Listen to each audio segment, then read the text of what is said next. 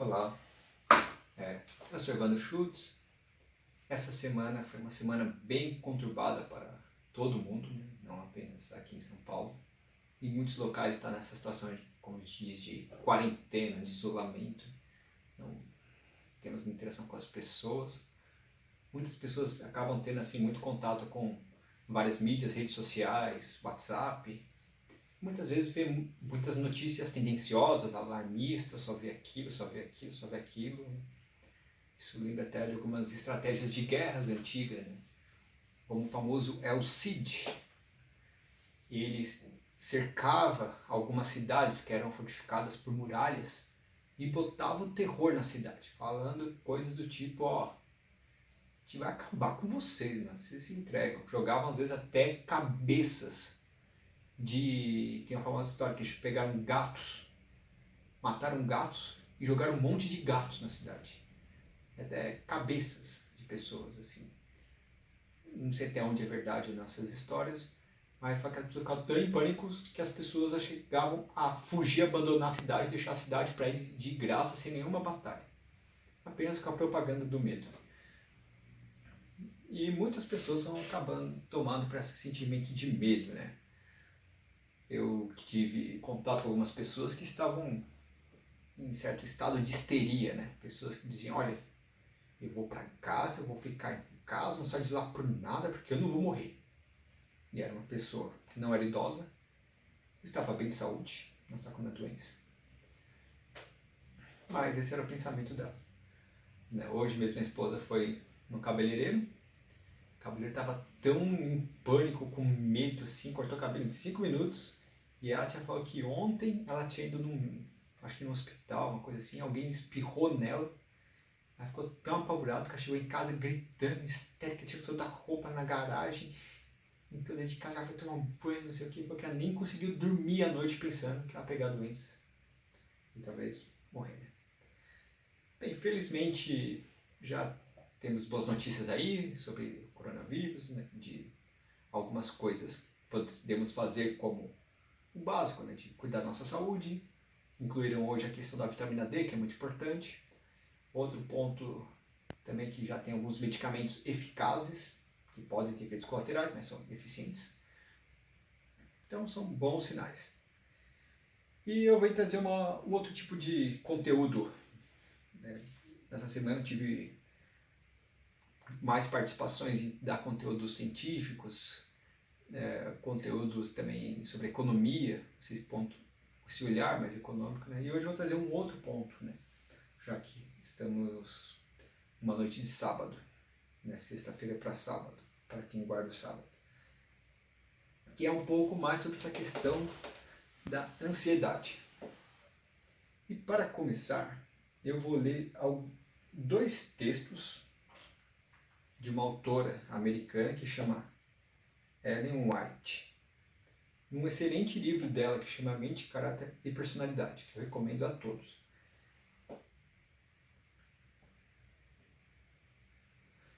Então, um dos textos diz assim, no livro Mente, Caráter e Personalidade, volume 2. O que traz a doença do corpo e da mente a quase todos são os sentimentos de descontentamento e as murmurações de quem está mal satisfeito. Eles não têm Deus, não possuem a esperança que vai até além do véu e que é como âncora para a alma, firme e segura. Todos os que possuem essa esperança purificam-se a si mesmos, como ele é puro. Esses são livres de desassossegados anseios, de queixas e descontentamento. Não estão continuamente esperando o mal, e cismando em dificuldade tomada emprestada. Mas vemos muitos que estão passando antecipadamente por um tempo de angústia. Cada traço de sua fisionomia tem estampada a ansiedade.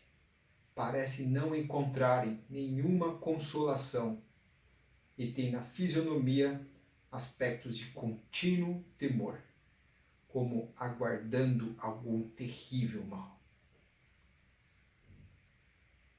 Olha essa situação drástica, né? A fisionomia da pessoa, você olha para ela e diz, essa pessoa é ansiosa. Ela está aguardando o pior, ela está aguardando uma tragédia, ela não tem esperança. Ela vê tudo com maus olhos, vai estar tudo errado. Lembra até daquele desenho antigo, fica, ó céus, ó vida. Né?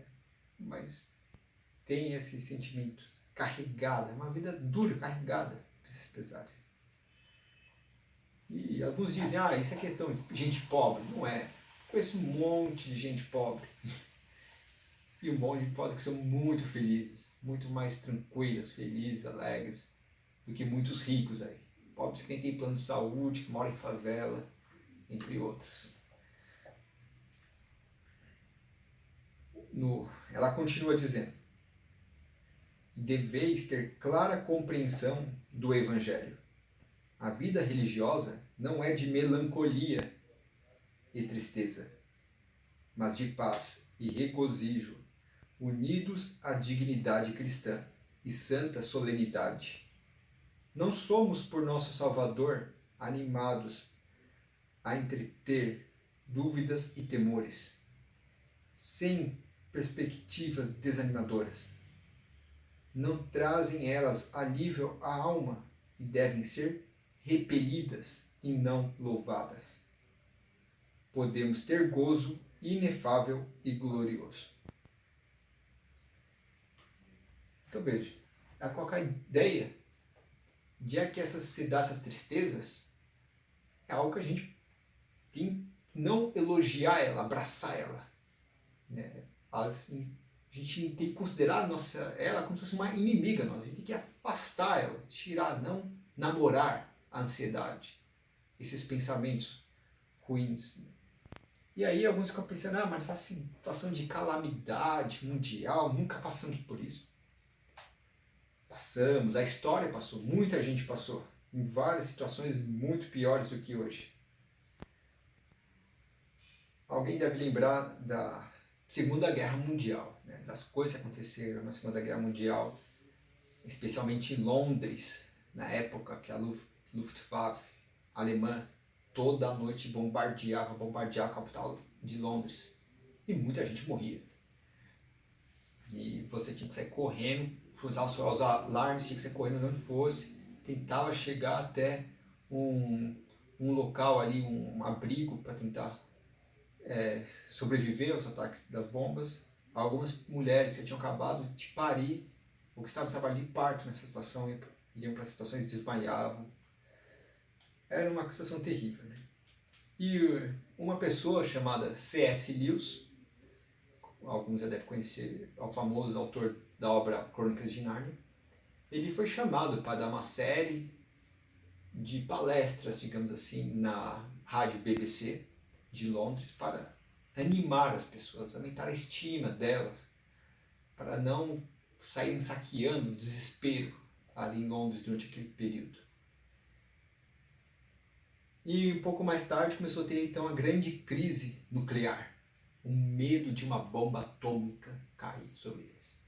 Todo mundo começou a ter umas verdadeiras histerias por bomba atômica. Não é por menos que muitas empresas começaram a oferecer construção de abrigos para bombas nucleares que poderiam durar 50 anos. Então, aconteceu um desastre nuclear. Você corre para esse abrigo, se tranca lá, fica 50 anos, que é o tempo da radiação passar, e aí você sai. E teve até alguns casos aí históricos de pessoas que nas últimas décadas saíram de alguns abrigos desse. Imagine, perderam décadas de sua vida dentro de um abrigo mínimo por causa de uma histeria.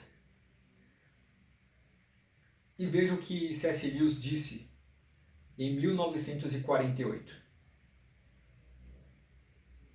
A quem me perguntar como viver na era atômica, sinto vontade de responder: bem, do mesmo jeito que viveria no século XVI, quando a praga assolou Londres por quase um ano. Ou como se estivesse na época dos vikings, em que os os invasores da Escandinávia podiam chegar e cortar sua garganta numa noite qualquer. Ou, de fato, como quem já vive na era do câncer, na era da sífilis, na era da paralisia, na era dos ataques aéreos, na era dos acidentes ferroviários, na era dos acidentes rodoviários. Em outras palavras, não vamos começar a exagerar na novidade da situação.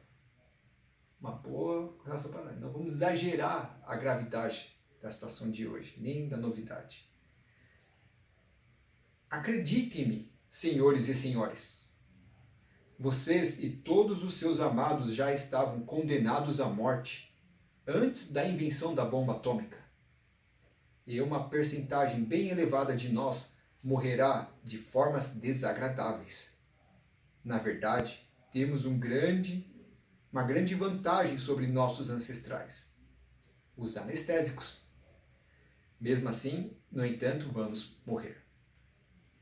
É completamente ridículo choramingar e viver com o semblante carregado, porque os cientistas acrescentaram mais uma chance de morte dolorosa e prematura a um mundo repleto de tais chances, em que a morte não é uma chance, mas sim uma certeza.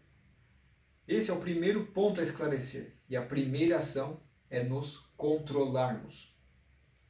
Se vamos ser destruídos por uma bomba atômica, que ela nos encontre realizando atividades humanas sensatas, orando, trabalhando, ensinando, lendo, ouvindo música, dando banho nas crianças, jogando tênis, conversando com amigos enquanto bebemos ou jogamos dardos, e não amontoados como ovelhas apavoradas, pensando em bombas.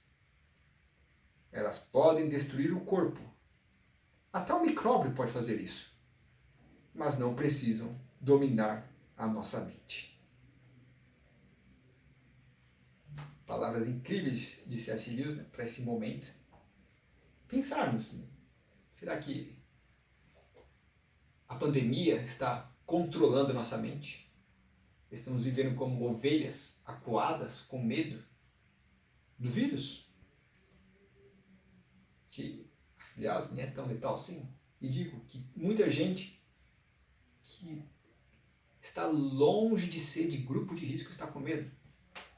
Né? Dizem, a pessoa lá de 30 e poucos anos morreu. Olha, na minha igreja tem uma mulher que ela tem uma doença degenerativa grave, que até pensaram que podia ser leucemia. Ela conhecia essa pessoa, porque ela tinha a mesma doença que ela. E foi essa pessoa que morreu. Tinha essa doença. Mesmo sendo jovem, ela tinha essa doença bem grave. E que parava uma leucemia em estado grave. Então, temos que tomar meio cuidado como interpretar algumas informações. Não alimentar medos.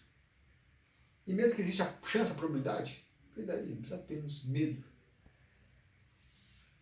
Quem falou muito sobre a questão do medo também foi um filósofo antigo, romano, na época de Nero, chamado Sêneca. Alguém já deve ter ouvido falar sobre ele.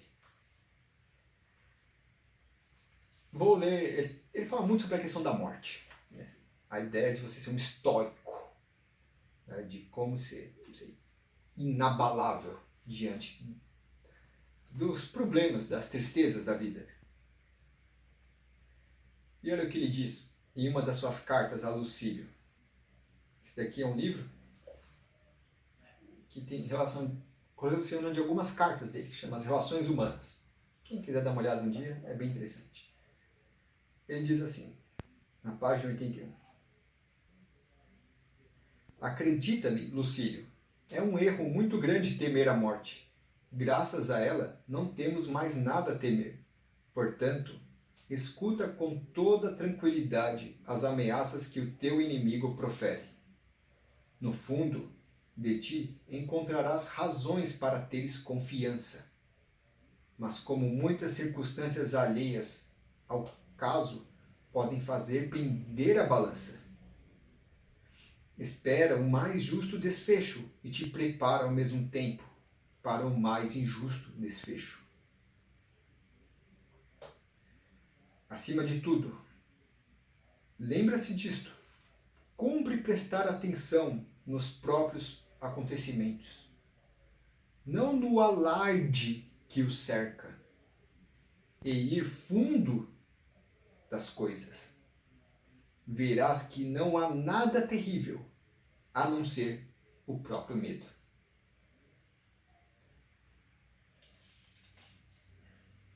Em outra carta, ele termina com a seguinte mensagem forte, para provocar mesmo, para pensarmos. Ele diz assim a Lucília: porém, um ponto final nesta carta, depois de acrescentar uma última consideração. Nem os nenês, nem as crianças, nem os doentes mentais temem a morte. Que vergonha não encontrar na razão essa tranquilidade que a sua ausência dá. Pontos aqui para pensarmos sobre essa questão de não temermos tanto a situação de forma exagerada e perdermos a razão e tomarmos decisões boas por deixarmos a razão de lado. Também queria aproveitar, pensando, já que vocês estamos em casa, né, tem um monte de gente arrumando tudo que estava quebrado em casa, botando em ordem as coisas que estavam fora do lugar, pia que estava quebrada, vaso entupido. Tem gente que falou que já trocou toda a fiação da casa, né? Já está tudo nos trinques a casa, não tem mais nem o que fazer. Então vamos aproveitar a oportunidade também, já que todo mundo está confinado em casa, e vamos também dar uma geral na organização da nossa saúde. Né? Ora, se percebemos bem, muitas das nossas doenças ou tomam conta de nós, ou de alguma maneira nós acentuamos o mal que ela faz em nós devido aos nossos hábitos. Vamos aproveitar essa situação para corrigir esses hábitos. O que hábitos? Vamos melhorar nossa alimentação, deixar coisas gordurosas, açúcar refinado, vamos comer coisas saudáveis, coisas integrais, com fibras, alimentos de boa origem, bem preparadas, né? Vamos comer em horários corretos, mastigar bem o alimento, não ingerir líquidos, né, com a refeição, beber bastante água durante o dia, fazer atividade física, exercício, tomar luz do sol, e lembre, vitamina D já foi visto aí pelos pesquisadores como um aliado no combate ao coronavírus. Vamos fazer isso, vamos dormir bem, vamos cultivar boas emoções, porque a ansiedade, nossas emoções, faz nosso corpo produzir hormônios e substâncias como cortisóis, entre outros, que debilitam o imunológico, entre outras funções. Vamos fazer várias atividades também, vamos deixar as coisas que literalmente destrói, ataca nosso corpo, né? Então, por exemplo, bebidas alcoólicas, cigarros, drogas. Vamos deixar essas coisas para lá. Vamos cultivar, né, até mesmo para nesse período nos proteger do vírus, né? Fortalecer o imunológico. Você não vai ficar não só com medo do coronavírus, mas de tantas outras enfermidades. E para finalizar, um texto na carta de Paulo aos Filipenses. Ele diz assim, Filipenses 4, capítulo 4, do verso 4 em diante. Alegrem-se sempre no Senhor. Novamente direi, alegrem-se. Seja a amabilidade de vocês conhecida por todos. Perto está o Senhor. Não andem ansiosos por coisa alguma, mas em tudo, pela oração e súplicas e com ações de graças, apresentem seus pedidos a Deus. E a paz de Deus, que excede todo entendimento, guardarão o coração e a mente de vocês em Cristo Jesus.